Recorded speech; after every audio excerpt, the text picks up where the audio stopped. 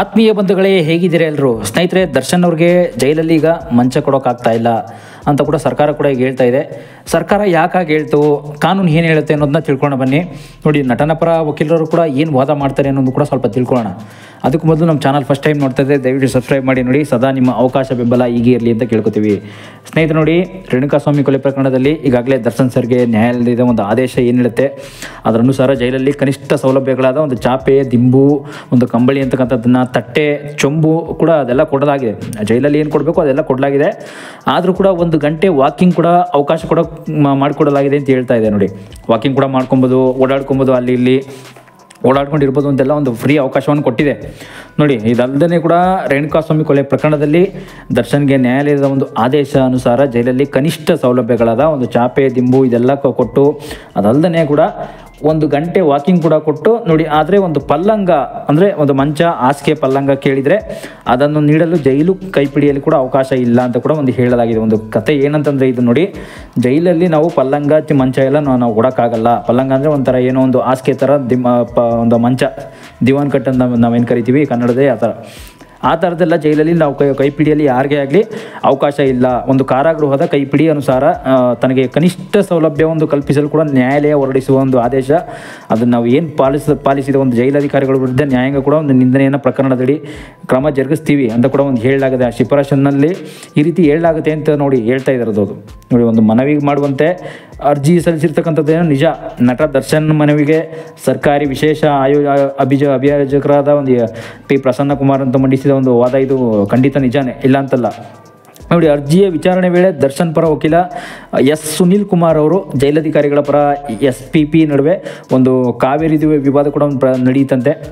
ಕಾವೇರಿದ ವಿವಾದ ಅಂತಂದರೆ ಕಾವೇರಿ ನದಿಯೆಲ್ಲ ಆ ಥರ ಅಲ್ಲ, ಒಂದು ವಿವಾದ ತುಂಬ ಕಾವೇ ಇರುತ್ತೆ ಅಂತ ತುಂಬ ದೊಡ್ಡ ಮಟ್ಟದಲ್ಲಿ ಪ್ರಚಾರ ಆಗುತ್ತೆ.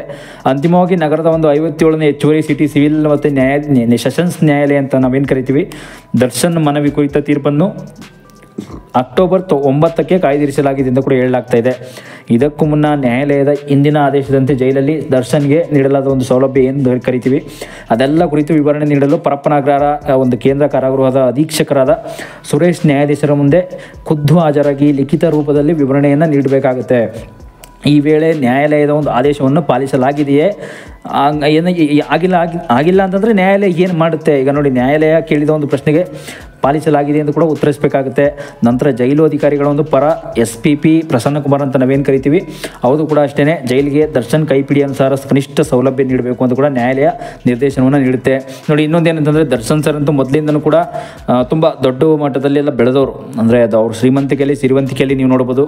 ಒಬ್ಬ ಗೆಳೆಯರ ಜೊತೆ ಆಗಲಿ, ಒಬ್ಬ ಗೆಳತಿಯರ ಜೊತೆ ಆಗಲಿ, ಈಗ ನೋಡಿ ಲಾಸ್ಟ್ ಟೈಮ್ ಸೃಜನ್ ಲೋಕೇಶ್ ಅವ್ರ ಜೊತೆ ಆಗಲಿ ತುಂಬ ಹೊಂದಾಣಿಕೆಯಿಂದ ಬೆಳೆದವರಲ್ವಾ. ಹೊಂದಾಣಿಕೆಯಿಂದ ಬೆಳೆದ ಮೇಲೆ ಅವರು ತುಂಬ ದೊಡ್ಡ ಮಟ್ಟದಲ್ಲಿ ಶ್ರೀಮಂತಿಕೆ ಅಂತ ನಾವೇನು ಕರಿತೀವಿ, ಮನೆಯಲ್ಲೇ ಒಂದು ದೊಡ್ಡ ಒಂದು AC ರೂಮ್ ಅಂತ ಕರಿತೀವಿ, ಒಂದು ಕೋಲ್ಡ್ ಆಗಲಿ, ಒಂದು ಹೀಟ್ ಆಗಲಿ, ಒಂದು ವಾಟರ್ ಬಾಟಲ್ ಅಲ್ಲಿ ಏನೋ ಒಂದು ಅಫಿಷಿಯಲ್ ಜೀವನದಲ್ಲಿ ದಾಟು ಬಂದವರು ಇವತ್ತು ಜೈಲಲ್ಲಿ ಒಂದು ಸಾಮಾನ್ಯ ಒಬ್ಬ ಜೀವನ ನೋಡ್ಸೋಕ್ಕಾಗ್ತಾ ಇಲ್ಲ. ಒಂದು ಸಾಮಾನ್ಯ ಜೀವನ ಅಂತಲ್ಲ ಅದು, ಜೈಲಲ್ಲಿ ನೀವು ನರಕ ಸ್ವರ್ಗ ಎರಡೂ ಇರುತ್ತೆ. ಅಲ್ಲಿ ಅದನ್ನು ನಾವು ಅನುಸರಿಸ್ಕೊಂಡು ಹೋಗಬೇಕು. ಆ ರೀತಿ ಒಂದು ಕಷ್ಟಗಳನ್ನ ಅದನ್ನು ಅನುಸರಿಸ್ಕೊಂಡು ಹೋಗ್ಬೇಕಲ್ಲ, ಅದನ್ನಂತೂ ದರ್ಶನ್ ಸರ್ಕಲ್ಲಂತೂ ಒಂದು ಮಾಡೋಕ್ಕಾಗ್ತಾ ಇಲ್ಲ. ಇದನ್ನು ಕೂಡ ಹೇಳ್ಕೊಂಡಿದ್ದಾರೆ. ನೋಡಿ, ಇಲ್ಲಿ ನನಗಂತೂ ವಿಷಯ ಕೊಟ್ಬಿಡಿ ಅಂತ ಕೂಡ ಹೇಳಿದ್ರು ಅಂತ ಕೂಡ ಒಂದು ವಿಷಯ ಬಂತು. ಆದರೂ ಕೂಡ ನೋಡಿ, ಹಿಂದೆ ಎಲ್ಲ ಶ್ರೀಮಂತಿಕೆಯಲ್ಲಿ ಬೆಳೆದವರು ಇವತ್ತು ಒಂದು ಸಣ್ಣ ಬಡತನವನ್ನು ಸಹಿಸ್ಕೊಳ್ಳೋಕ್ಕಾಗ್ತಾ ಇಲ್ಲ ದರ್ಶನ್ ಸರ್ಗೆ. ಇದೆಲ್ಲ ನಿಮಗೂ ಗೊತ್ತಿರ್ಬೋದು. ನೋಡಿ, ಅದರಂತೆ ಒಂದು ಕೈಪಿಡಿಯಲ್ಲಿ ಹೇಳಿರುತ್ತೆ ಸವಲತ್ತುಗಳನ್ನು ದರ್ಶನ್ ಸರ್ಗೆ ಈಗಾಗಲೇ ಕಲ್ಪಿಸಲಾಗಿದೆ ಅಂತ ಹೇಳಲಾಗ್ತಾ ಇದೆ. ಕೋರ್ಟು ಏನು ಕೊಡಬೇಕು ಅದನ್ನೆಲ್ಲ ಸವಲತ್ತು ಕೊಟ್ಟಾಗಿದೆ. ನೋಡಿ, ಒಂದು ದೂರವಾಣಿ ಅಂದರೆ ಒಂದು ಫೋನ್ ಕರೆ ಆಗಲಿ, ಒಂದು ವಿಡಿಯೋ ಕಾನ್ಫರೆನ್ಸ್ ವ್ಯವಸ್ಥೆ ಆಗಲಿ ಎಲ್ಲ ಕೊಟ್ಬಿಟ್ಟಿದ್ದೇವೆ. ನೋಡಿ, ಒಂದು ಕಂಬಳಿ, ಒಂದು ಬೆಡ್ಶೀಟ್, ತಲೆದಿಂಬು, ತಟ್ಟೆ, ಚೊಂಬು ಎಲ್ಲ ಕೊಟ್ಟಿದ್ದೀವಿ. ಆದರೆ ಅವರು ಒಂದು ಪಲ್ಲಂಗ ಕೇಳಿದರೆ ಅದನ್ನು ಕೂಡ ನೀಡಲು ಜೈಲ್ ಕೈಪಿಡಿಯಲ್ಲಿ ಅವಕಾಶವಿಲ್ಲ ಅಂತ ಕೂಡ ಹೇಳಲಾಗಿದೆ. ಅಂದರೆ ಜೈಲಿಂದನೇ ಕೂಡ ನಾವು ಜೈಲ್ ಅಂತ ಏನು ಕರಿತೀವಿ ಅದರಿಂದ ಒಂದು ಪಲ್ಲಂಗವನ್ನು ಕೊಡೋಕ್ಕಾಗಲ್ಲ. ಒಂದು ಕಾನೂನೇ ಇದೆ, ಅದು ಕಾನೂನಿಲ್ಲ. ಜೈಲ್ ಕಡೆಯಿಂದನೇ ಒಂದು ಕಾನೂನಿದೆ, ಜೈಲಿಂದನೇ ಈ ರೀತಿ ಪಲ್ಲಂಗವನ್ನು ಕೊಡೋಕ್ಕಾಗಲ್ಲ. ನೋಡಿ, ದರ್ಶನ್ ಇರೋ ಒಂದು ಸೆಲ್ ಬಳಿ ಏನೇನು ಕೊಡಬೇಕು, ಒಂದು ಕಂಬಳಿ ಆಗಲಿ ಅದೆಲ್ಲ ಕೊಡ್ತಾ ಇದ್ದೀವಿ, ಪಲ್ಲಂಗ ಕೊಡೋಕ್ಕಾಗ್ತಾ ಇಲ್ಲ ಅಂತ ಹೇಳಿದ್ದಾರೆ ಪೊಲೀಸ್ ಅಧಿಕಾರಿಗಳು. ಮತ್ತು ಒಂದು ಲಭ್ಯವಿರೋ ಜಾಗದಲ್ಲಿ ಬೆಳಿಗ್ಗೆ ಒಂದು ಸಂಜೆ ಎಲ್ಲ 1 ಗಂಟೆ ವಾಕಿಂಗ್ ಎಲ್ಲ ಮಾಡ್ಬೋದು. ಅವ್ರು ಏನಂತ ಎಲ್ಲೆಲ್ಲಿ ವಾಕಿಂಗ್ ಮಾಡ್ತಾರೆ ಅಲ್ಲೇ ಜೈಲೊಳಗಡೆ ಎಲ್ಲ ಕಡೆ ವಾಕಿಂಗ್ ಮಾಡ್ಕೊಂಡು ಇರ್ಬೋದು ಅಂತ ಕೂಡ ಒಂದು ಹೇಳಲಾಗಿದೆ ಅವಕಾಶನ. ಅದು ಬಿಟ್ಟರೆ ಆದರೆ ಇಂಥದ್ದೇ ಒಂದು ಬ್ಯಾರಕ್ ಬೇಕು, ಒಂದು ಬಿಸಿಲು ಬರಬೇಕು ಅಂತ ಕೂಡ ಜೈಲಿನಲ್ಲಿರುವ ಒಂದು ಮೂಲಭೂತ ಹಕ್ಕಿನ ರೀತಿಯಲ್ಲೇ ಕೇಳಲಾಗೋದು ಅಂತ ಕೂಡ ಒಂದು ಬಲವಾಗಿ ವಾದ ಮಂಡಿಸಿದ್ದರಂತೆ. ಬಟ್ ಆದರೂ ಕೂಡ ಬಿಸಿಲು ಬರಲಿಲ್ಲ ಅಂದರೆ ಅದು ನಾವೇನು ಮಾಡೋಕ್ಕಾಗಲ್ಲ. ನೋಡಿ, ಬಿಸಿಲು ಹೇಳಿ ಕೇಳಿ ಬರಲ್ಲ, ಅದ್ರ ಪಾಡ್ಗೆ ಅದು ಹೋಗ್ತಾ ಇರುತ್ತೆ. ಅದು ಕಟ್ಟಡಗಳನ್ನ ನಾವು ಹೇಗೆ ಯಾವ ರೀತಿ ಕಟ್ಟಿರ್ತೀವಿ, ಕಿಟಕಿಗಳನ್ನ ಯಾವ ರೀತಿ ಹಾಕಿರ್ತೀವಿ ಅದ್ರ ಮೇಲೆ ಡಿಪೆಂಡ್ ಆಗುತ್ತೆ. ಮತ್ತು ಒಂದು ಕಂಬಳಿ ಮಾತ್ರ ಕೊಟ್ಟಿದ್ದಾರೆ ಅಂತ ಕೂಡ ಒಂದು ಹೇಳಿಕೆಯಿಂದ ಬಂತು. ಬಟ್ ಕಂಬಳಿ ವಿಚಾರಕ್ಕಂತೂ ತುಂಬ ದೊಡ್ಡದಾಗಿ ಮಟ್ಟದಲ್ಲಿ ಚರ್ಚೆ ಆಗಿದೆ ಅಂತ ಹೇಳ್ಬೋದು ಒಂದು ವಕೀಲರ ನಡುವೆ. ಕಂಬಳಿ ಅಂತ ನೋಡಿ ಅದನ್ನು ತೀವ್ರವಾಗಿ ಆಕ್ಷೇಪಿಸಿದ ಒಂದು ದರ್ಶನ್ ಪರ ವಕೀಲರು, ನ್ಯಾಯಾಲಯದ ಒಂದು ಆದೇಶವನ್ನು ಜೈಲಧಿಕಾರಿಗಳು ಪಾಲಿಸ್ತಾ ಇಲ್ಲ, ಆದೇಶ ಪ್ರತಿಕ್ರಿಯೆಯನ್ನು ನೀಡಿದರೆ ತುಂಬ ಎಸೆದಿದ್ದಾರೆ, ನಾವೇನು ಚಿನ್ನದ ಮಂಚ ಕೇಳ್ತಾ ಇಲ್ಲ, ಏನೇನು ಚಿನ್ನ ಬೆಳ್ಳಿ ಎಲ್ಲ ನಾವು ಕೇಳೋರಲ್ಲ, ನಾವು ನಮ್ಮದೇ ಆದ ಒಂದು ಕೇವಲ ಒಂದು ಚಳಿಯಿಂದ ರಕ್ಷಣೆ ಪಡ್ಕೋಬೇಕಂದ್ರೆ ಒಂದು ಹಾಸಿಗೆ ದಿಂಬು ಕೇಳ್ತಾ ಇದ್ದೇವೆ ಅಂತ ಕೂಡ ಹೇಳ್ಕೊಂಡಿದ್ದಾರೆ. ನೋಡಿ, ಚೊಂಬು ಲೋಟ ಚಾಪೆನ್ ಈಗಾಗಲೇ ಮೊದಲೇ ಕೊಡಲಾಗಿತ್ತು, ಆದರೆ ಒಂದು ಕೋರ್ಟ್ ಆದೇಶದ ಬಳಿಕ ಕಂಬಳಿ ಮಾತ್ರ ಕೊಡಲಾಗಿದೆ. ಒಂದು ಬ್ಯಾರಕ್ ಒಳಗೆ ಎಲ್ಲೂ ನೀವು ನೋಡ್ತಾ ಇರ್ತೀರ, ಒಂದು ಮಾತ್ರ ಅರ್ಧ ಗಂಟೆ ಕಾಲ ವಾಕಿಂಗ್ ಅವಕಾಶ ಇದೆ ಅಷ್ಟೇ, ಆದರೂ ಕೂಡ 1 ಅವರ್ ಇನ್ನೊಂದು ಹಾಫ್ ಆನ್ ಅವರ್ ಎಕ್ಸ್ಟ್ರಾ ಕೊಟ್ಟಿದ್ದೀವಿ. ಅಲ್ಲಿಂದ ಹೊರಗಡೆಗೆ ಒಂದು ಬಿಡ್ತಾ ಇಲ್ಲ ಅವರು ಒಂದು ಕೂಡ ಆಕ್ರೋಶವನ್ನು ವ್ಯಕ್ತಪಡಿಸಿದ್ದಾರೆ. ದರ್ಶನ್ ಸರ್ ಅವ್ರನ್ನ ಒಂದು ಕ್ವಾರಂಟೈನ್ ಕೂಡ ಸೆಲ್ಲಲ್ಲಿ ಕೂಡ ಇಡಲಾಗಿದೆ ಎಂದು ಕೂಡ ಹೇಳಲಾಗ್ತಾ ಇದೆ.